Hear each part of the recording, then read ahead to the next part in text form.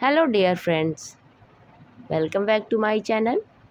आज मैं लेकर आई हूँ economics fourth semester money banking and public finance मुद्रा बैंकिंग और लोक वित्त के चैप्टर नंबर 2 के इम्पोर्टेंट नोट्स को।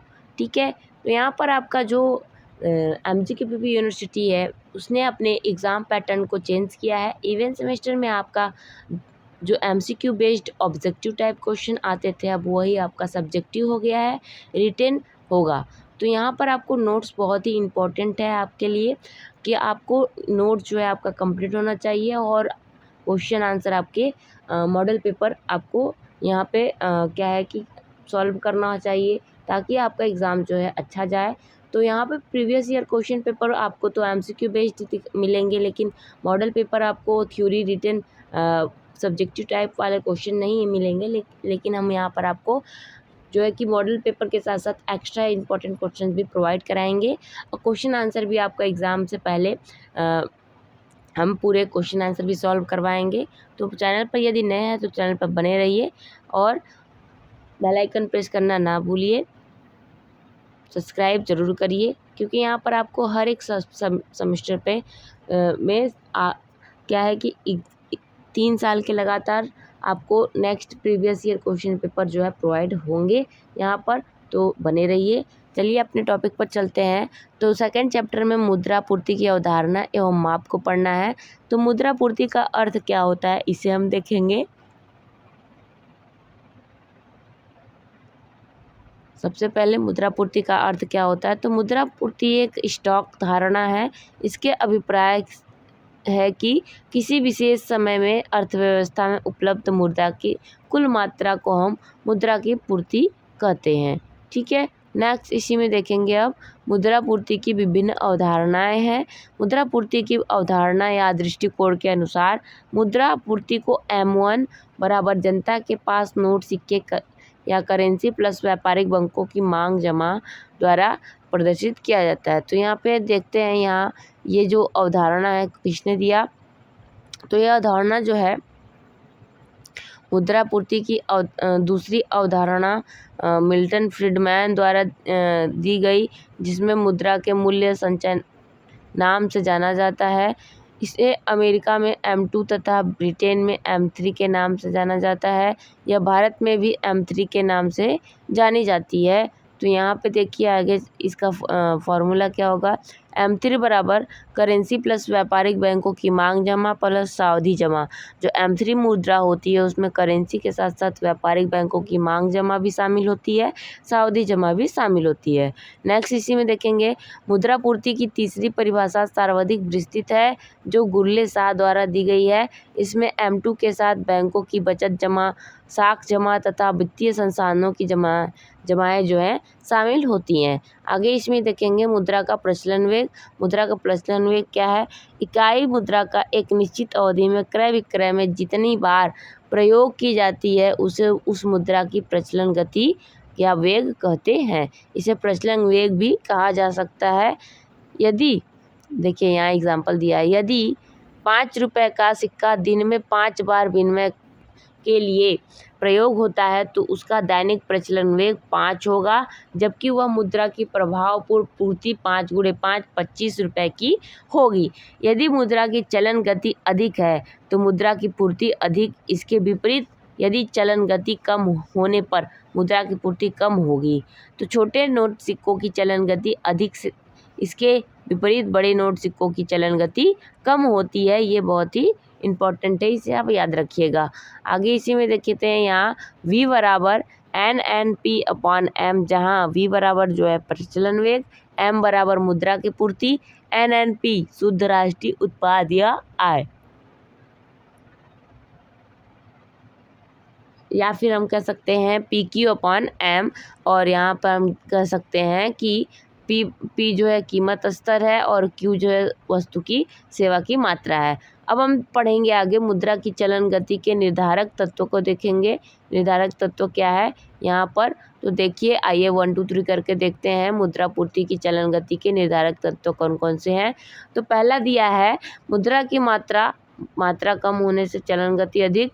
दूसरा, जनता में बचत की आदत। तीसरा, क्रय की किस्म। चौथा, उधार चुकाने की अवधि। पांचवा, तरलता अधिमान अधिक होने चलन गति कम। छठवां, मजदूरी भुगतान की अवधि। सातवां, यातायात एवं संचार सुविधा। आठवां, विकास का ऊंचा स्तर से चलन गति ऊंची। आगे फिर अब देखेंगे यहाँ पर, ये पेज आपका रिपीट हो गया है, सॉरी। आगे देखेंगे यहाँ पर 9वां है जनघनत्व अधिक होने से चलन गति अधिक। 10वां है साख की गतिशीलता अधिक होने से चलन गति अधिक। 11वां है राजनीतिक स्थिरता से चलन गति कम। 12वां है भावी कीमतों की वृद्धि से चलन गति अधिक।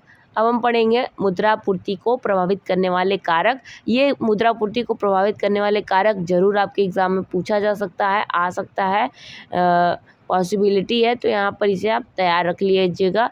तो मुद्रापूर्ति को प्रभावित करने वाले कारक को देखेंगे तो अर्थव्यवस्था में मुद्रा की पूर्ति किस प्रकार निर्धारित होती है, इसके बारे में दो सिद्धांत हैं। प्रथम, मुद्रापूर्ति के केंद्रीय बैंक द्वारा निर्धारित होती है, इसे बाह्य कारण कहा जाता है। द्वितीय, मुद्रा की पूर्ति का निर्धारण आर्थिक क्रियाओं में होने वाले परिवर्तनों से होता है, इन्हें आंतरिक कारक कहा जाता है।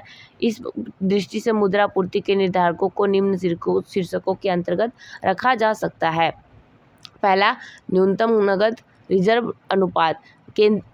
केंद्रीय बैंक अपने सदस्य बैंकों को उधार देने, उनके बिलों की कटौती की सुविधा प्रदान करते हैं। प्रत्येक बैंक को अपने केंद्रीय बैंक द्वारा कानून द्वारा निर्धारित न्यूनतम नगद रिजर्व CRR एवं अतिरिक्त वैधानिक तरलता अनुपात SLR के अंतर्गत एक निश्चित राशि केंद्रीय बैंक के पास जमा करनी होती है, तो व्यापारिक बैंकों के पास नकदी कमी आएगी। परिणाम स्वरूप अर्थव्यवस्था में नकदी मुद्रापूर्ति में कमी आएगी। इसके विपरीत मुद्रापूर्ति में वृद्धि होगी। नेक्स्ट, सेकेंड, बैंक रिजर्व का स्तर। बैंक रिजर्व का स्तर क्या है? बैंक द्वारा रखे जाने वाले रिजर्व से मुद्रापूर्ति प्रभावित होती है। इसके अंतर्गत बैंकों को अपने यहाँ कुल नगद राशि का एक निश्चित प्रतिशत अपने यहाँ जमा करके रखते हैं। यदि यह रिजर्व नगद अधिक है तो देश में मुद्रा की पूर्ति कम होती है। फिर आगे देखेंगे, लोगों को नकदी रखने की इच्छा। यदि लोगों की नकदी रखने की इच्छा है और वे अधिक मुद्रा अपने पास संचित रखते हैं, तो इसके विपरीत अर्थव्यवस्था में मुद्रा की पूर्ति जो है कम हो जाएगी। आगे, उच्च शक्ति मुद्रा, हाई पावर्ड मनी। उच्च शक्ति मुद्रा के बढ़ने पर मुद्रा की शक्ति बढ़ती है और उच्च शक्ति मुद्रा के घटने पर मुद्रा की पूर्ति जो है घटती है। ये आप सब याद रखिएगा। नेक्स्ट, मुद्रा का चलन वेग। तो मुद्रा का चलन वेग अधिक होने पर मुद्रा की पूर्ति बढ़ेगी। इसके विपरीत चलन वेग कम होने पर मुद्रा की पूर्ति कम होगी। यदि 10 रुपये के सिक्के की चलन गति 5 है तो मुद्रा की पूर्ति 10 × 5 = 50 रुपये होगी। नेक्स्ट, मुद्रा स्टॉक और मुद्रा प्रवाह। किसी एक समय के बिंदु पर अर्थव्यवस्था में चलन की दो मात्रा होती है, उसे मुद्रा का स्टॉक कहते हैं। कभी कभी इसे मुद्रा पूर्ति मान लिया जाता है, जो ठीक नहीं है। मुद्रा स्टॉक की तुलना में मुद्रा की पूर्ति अधिक होती है। किसी निश्चित समय अवधि में मुद्रा की पूर्ति उसे प्रवाह के बराबर होती है। आगे नेक्स्ट देखेंगे इसी में, उच्च शक्ति या शक्तिशाली मुद्रा। तो उच्च शक्ति या शक्तिशाली मुद्रा क्या है? उच्च शक्ति मुद्रा, हाई पावर्ड मनी अथवा शक्तिशाली मुद्रा अथवा प्रारक्षित मुद्रा तथा आधार मुद्रा, बेस मनी नाम से जाना जाता है। उच्च शक्ति मुद्रा में उस शक्ति को शामिल किया जाता है जो भारत सरकार द्वारा रिजर्व बैंक जारी होती है, जो वाणिज्य बैंकों के पास रिजर्व और जनता के पास करेंसी नोट सिक्के के रूप में रहती है। उच्च शक्ति मुद्रा के 3 प्रमुख घटक हैं। पहला घटक है जनता के पास करेंसी या नोट सिक्के। दूसरा, बैंकों द्वारा रिजर्व अनुपात की मांग RR। तीसरा, बैंकों द्वारा अत्यधिक अतिरिक्त रिजर्व की मांग ER। इसका मतलब फॉर्मूला यहाँ पर क्या हो जाएगा? उच्च शक्ति मुद्रा H = C + RR + ER। ये फॉर्मूला आप याद रख लीजिएगा। आगे, मुद्रा पूर्ति तथा शक्तिशाली मुद्रा में संबंध क्या है यह देखेंगे। तो मुद्रा की पूर्ति के 2 महत्वपूर्ण निर्धारक हैं, व्यापारिक बैंकों की मांग जमा D तथा जनता के पास करेंसी C। अंत में मुद्रा पूर्ति M = D + C। जबकि उच्च शक्ति मुद्रा के 3 निर्धारक तत्व हैं, पहला जनता के पास करेंसी सी, दूसरा आवश्यक रिजर्व RR और तीसरा अतिरिक्त रिजर्व ER। तो अतः ये फार्मूला आपका क्या होगा, H बराबर C plus RR plus ER। इसका सूत्र के रूप में मुद्रा पूर्ति तथा शक्तिशाली मुद्रा के संबंध को इस प्रकार व्यक्त किया जा सकता है। किस प्रकार, इस प्रकार देखिए, M/H बराबर D plus C/C plus RR plus ER। इसे हम निम्न प्रकार से भी लिख सकते हैं नीचे इस तरीके से, M/H बराबर 1 plus CR/CR plus RR plus ER small r। तो यहाँ पर उच्च शक्ति मुद्रा को इस फिर से एक बार दूसरी बार इस तरीके से लिख सकते हैं। यहाँ पर देखिए, यहाँ पे ये फॉर्मूला आप याद रखिएगा, इस तरीके से हम यहाँ लिख सकते हैं, है ना।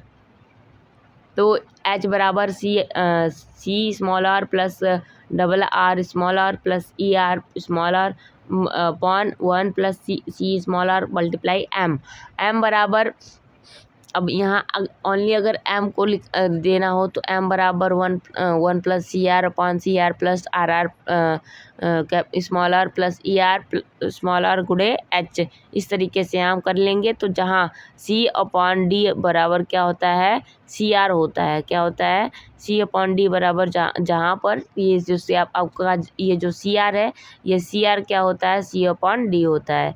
नेक्स्ट आगे देखेंगे, आगे आपका नेक्स्ट क्या है, स्पष्ट है कि शक्तिशाली मुद्रा की पूर्ति जितनी अधिक होगी, मुद्रा की पूर्ति भी उतनी अधिक होगी। अब आगे हम पढ़ेंगे मुद्रा गुणक। मुद्रा गुणक क्या होता है, तो मुद्रा गुणक M मुद्रा की कुल पूर्ति M तथा उच्च शक्ति मुद्रा H के अनुपात को व्यक्त करता है। अर्थात मुद्रा गुणक स्मॉल m बराबर कैपिटल M अपॉन H या M बराबर M मल्टीप्लाई H।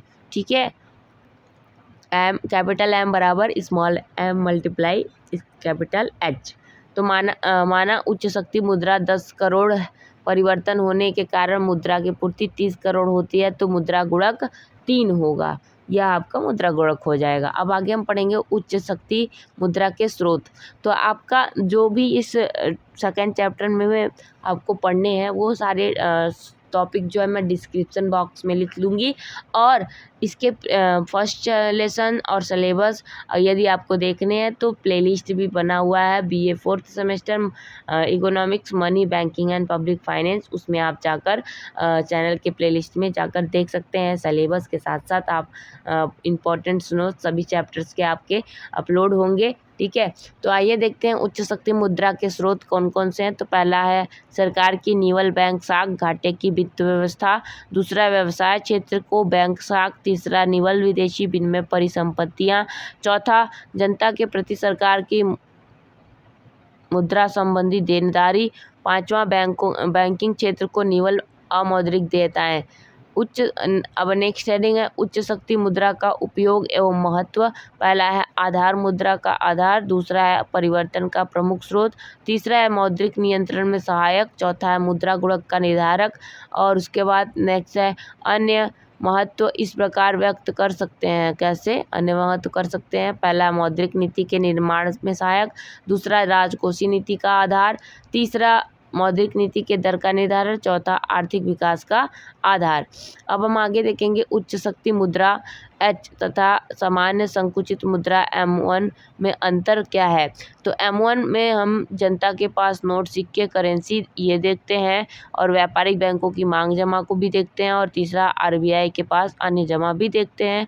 अब H में हम देखेंगे उच्च शक्ति मुद्रा में कौन कौन सी क्या क्या शामिल होता है। तो पहला जनता के पास नोट, सिक्के, दूसरा बैंकों के पास नगद रिजर्व निधि जो कि बैंकों के पास नकदी प्लस रिजर्व बैंक के पास बैंकों की जमा राशियां होती हैं, तीसरा RBI के पास अन्य जमाएं। अब हम आगे देखेंगे मुद्रा पूर्ति के निर्धारण का सिद्धांत किस तरीके से करेंगे।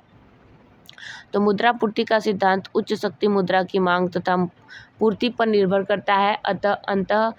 अतः कुछ अर्थशास्त्री इसे मुद्रा पूर्ति का H सिद्धांत कहते हैं। इसे मुद्रा की पूर्ति का मुद्रा गुणक सिद्धांत भी कहा जाता है। इसे निम्न सूत्र की सहायता से स्पष्ट किया जा सकता है।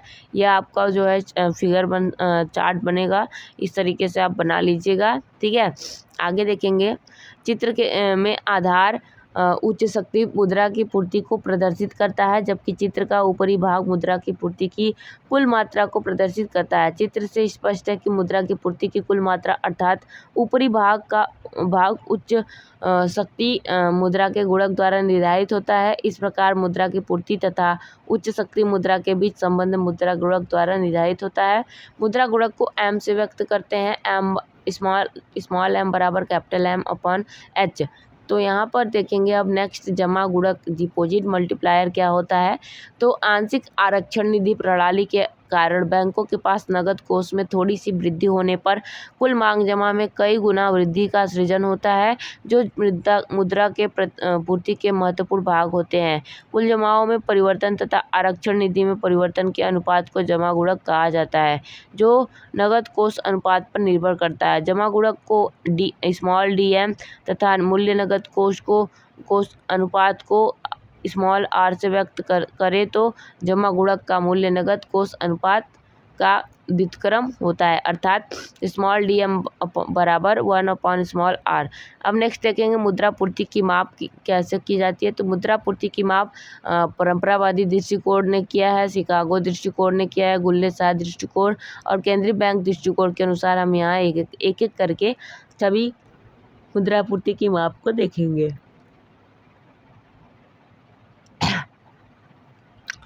तो यहाँ देखेंगे मुद्रा की माप होती क्या है। तो भारत में मुद्रा की माप अथवा गणना भारत के केंद्रीय बैंक भारतीय रिजर्व बैंक द्वारा की जाती है। मौद्रिक समूहों से संबंधित आंकड़ों के संकलन को विश्लेषणात्मक आधार 1961 में मुद्रा पूर्ति पर प्रथम कार्यकारी दल द्वारा किया गया। मार्च 1968 तक भारतीय रिजर्व बैंक द्वारा मुद्रा पूर्ति का केवल एक माप एम तथा M1 प्रकाशित करता था। आगे देखेंगे यहाँ पर अप्रैल मई 1977 से भारतीय रिजर्व बैंक ने देश में मुद्रा पूर्ति की माप के लिए 4 समुच्चयों या संकेतकों का प्रयोग किया है, जिसमें M1, M2, M3 एवं M4 शामिल है। अब हम आगे देखेंगे यहाँ पर मौद्रिक समुच्चय या मुद्रा पूर्ति देखेंगे। तो भारत में मुद्रा पूर्ति के 4 मौद्रिक समुच्चयों M1, M2, M3, M4 का प्रयोग किया जाता है। इसे RBI द्वारा 1977 में लागू किया गया। अप्रैल 1968 से रिजर्व बैंक ने मुद्रा पूर्ति का एक अन्य माप प्रकाशित करना प्रारंभ किया, जिसे उसने कुल या समग्र मौद्रिक संसाधन कहा। अप्रैल मई 1977 में रिजर्व बैंक के 4 मौद्रिक समुच्चयों M1, M2, M3, M4 का विवरण निम्नलिखित इस तरीके से है। तो यहाँ पे देखिए इस तरीके से आपको याद रखना है कि सभी दृष्टिकोण के अंतर्गत क्या क्या मुद्रा के माप के महत्व को बताया गया है। तो M1 में क्या शामिल किया गया है। तो जनता के पास नोट सिक्के प्लस व्यापारिक बैंकों के पास मांग जमा शामिल किया गया प्लस RBI के पास अन्य जमा शामिल किया गया। M2 में M1 प्लस डाक खानों की बचत बैंक जमा शामिल किया गया है। M3 में M1 प्लस व्यापारिक बैंक की सावधि जमा। M4 में M3 प्लस डाक खानों की संपूर्ण जमा। तो यहाँ पे ये जो M1, M2, M3 है यहाँ ना, इसे आप जब लिखेंगे तो ये बहुत ही लंबा जाएगा, इसलिए इसको शॉर्ट बनाने के लिए हमने M3 कोड यूज किया है M1, M3 का। ठीक है, आगे देखेंगे अब M1 में क्या खास बात है। तो M1 को सर्वाधिक तरल या नगद मुद्रा कहते हैं और M1 से M4 तक की तरफ चलने पर तरलता में कमी आती है, जबकि M4 से M1 की तरफ चलने पर तरलता में वृद्धि होती है। M1 संकुचित मुद्रा का माप है, जबकि M3 व्यापक मुद्रा समूह का माप है। भारतीय रिजर्व बैंक ने 3 सितंबर 1997 को एक विशेष कार्यदल द्वारा मुद्रा पूर्ति के नए समुच्चय को स्वीकार किया, जिसमें मौद्रिक समुच्चय M0, M1, M2 और M3 दिए गए, जबकि इसी कार्यदल द्वारा 3 नए तरलता समूह L1, L2, L3 दिया गया। 3 सितंबर 1997 YV रेड्डी कार्यदल ने गठन के पश्चात जून 1998 में अपनी रिपोर्ट प्रस्तुत कर जिसके अनुसार नए मौद्रिक समुच्चय उन्होंने बताया M0 जिसमें चलन में मुद्रा शामिल है, बैंकों की RBI के पास जमा शामिल है, RBI के पास अन्य जमा शामिल है। M1 जनता के पास नोट सिक्के शामिल है प्लस बैंक की मांग जमा प्लस RBI के पास अन्य जमा शामिल है।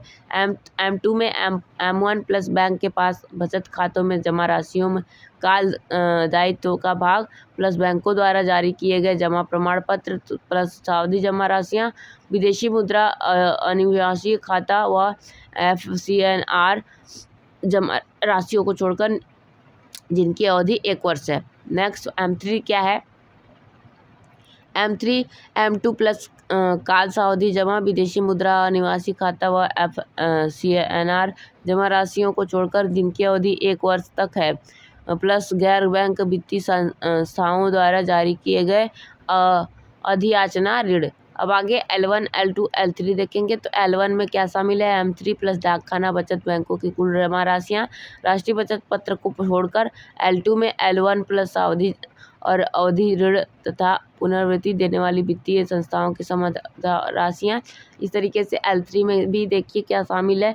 L2 प्लस गैर बैंकिंग वित्तीय कंपनियों द्वारा जनता से प्राप्त की गई जमा राशियाँ ये शामिल है। अब हम आगे देखेंगे यहाँ मुद्रा की पूर्ति को परंपरावादी दृष्टिकोण के अंतर्गत क्या बताया गया है। तो यहाँ पे पॉइंट करके नोट कर लीजिएगा। यहाँ पे परंपरावादी दृष्टिकोण से आपको यहाँ पे मुद्रा पूर्ति की माप में क्या बताया गया है इस तरीके से आप देख सकते हैं। उसके बाद शिकागो तथा मौद्रिक संप्रदाय का दृष्टिकोण क्या रहा है इसे आप देख सकते हो। ठीक है, यहाँ पे भी पॉइंट करके आपको दिया है। फिर उसके बाद देखेंगे तीसरा गुरले एवं साथ का दृष्टिकोण क्या रहा ये याद रखिएगा आप सभी। फिर यह चौथा रेड क्लिप समिति अथवा तरलता दृष्टिकोण के अंतर्गत क्या शामिल किया गया है ये इम्पोर्टेंट आपको देखना है। ठीक है, तो ये आप ये तैयार कर लीजिएगा क्योंकि ये बहुत ही इम्पोर्टेंट है, ये आपके एग्ज़ाम में पूछ सकता है। और यहाँ पे देखिए पॉइंट करके दिया हुआ है, इस तरीके से आप यहाँ पे इसे पढ़ सकते हैं और याद कर सकते हैं। यहाँ पे आपको जो चीज़ें बताई गई हैं इसे आप इस तरीके से याद कर लीजिए। ठीक है, अब हम आगे चलेंगे इम्पोर्टेंट क्वेश्चंस। अब यहाँ पे इम्पोर्टेंट क्वेश्चन आपके एग्ज़ाम में इस तरीके से पूछे जा सकते हैं। यहाँ लॉन्ग टाइम क्वेश्चन और शॉर्ट टाइप क्वेश्चन आंसर दोनों है। ठीक है, मैंने नोट्स प्रोवाइड करा दिया आपको। अब यहाँ पे आप खुद से इसका आंसर दे सकते हैं। ठीक है, MCQ वाला भी मैं एक वीडियो लेकर आऊँगी। ठीक है, यहाँ पे जितने भी आपको मार्क किए गए हैं यही आपके क्वेश्चंस के आंसर हैं। मार्क किए गए ऑप्शन सी आपके क्या हैं क्वेश्चंस के आंसर है। तो मिलेंगे नेक्स्ट चैप्टर लेकर आएंगे, चैप्टर नंबर 3 वित्तीय संस्थान। Thanks for watching video. अगर वीडियो पसंद आई हो तो लाइक कमेंट और शेयर करना ना भूलिएगा। और चैनल पर नए हैं तो चैनल को सब्सक्राइब जरूर करिएगा क्योंकि यहाँ पर आपको इम्पॉर्टेंट क्वेश्चंस, इम्पॉर्टेंट नोट्स और मॉडल पेपर आपको प्रोवाइड कराया जाएगा कि किस तरीके से आपके क्वेश्चंस आ सकते हैं। और यदि आपका कोई और सेमेस्टर है तो उसके नेक्स्ट लास्ट 3 ईयर्स के जो क्वेश्चन पेपर अपलोड कराए जाएंगे। और ये MGKPP यूनिवर्सिटी के साथ साथ अदर यूनिवर्सिटी के लिए भी बेनिफिशियल है। ठीक है, थैंक्स फॉर वॉचिंग वीडियो। मिलते हैं नेक्स्ट वीडियो में, चैप्टर नंबर 3 वित्तीय संस्थान।